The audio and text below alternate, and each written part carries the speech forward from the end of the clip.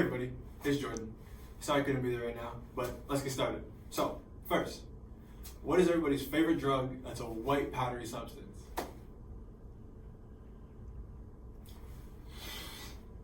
Well, mine's caffeine.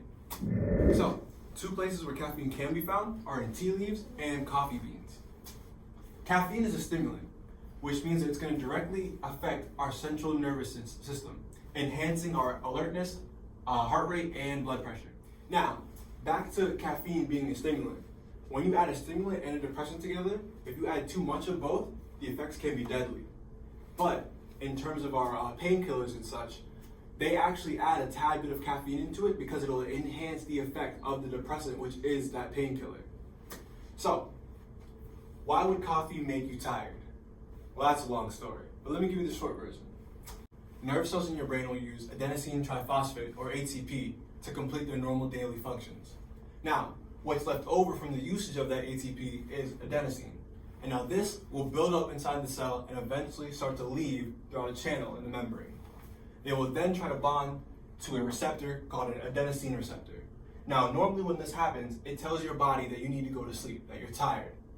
But the problem is when you take in caffeine, caffeine and adenosine have a similar structure, meaning that adenosine and caffeine will try to compete for the same spot on those receptors, meaning that it'll block the adenosine and your body won't know that you're tired or overworking.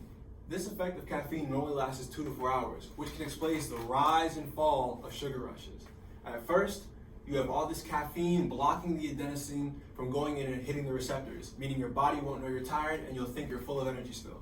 Once that 2 to 4 hour period is over, once you're done with eating all that candy, it's all digested, you'll get hit with a rush of adenosine, making you tired again.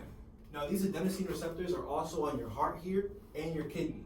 So, the caffeine again is going to compete with the adenosine here, blocking it from being able to tell your heart to, hey, slow down that heart rate. Instead, the caffeine is going to block it, making your heart rate increase. Now, here for the urine production in your kidney, same thing. Normally, the adenosine would tell your kidney to slow down the urine production, but once caffeine is there, your kidney can't tell the difference because nothing can bond to the site, meaning that your urine production is going to go up. Personally, I hate coffee, and I knew it was for a good reason.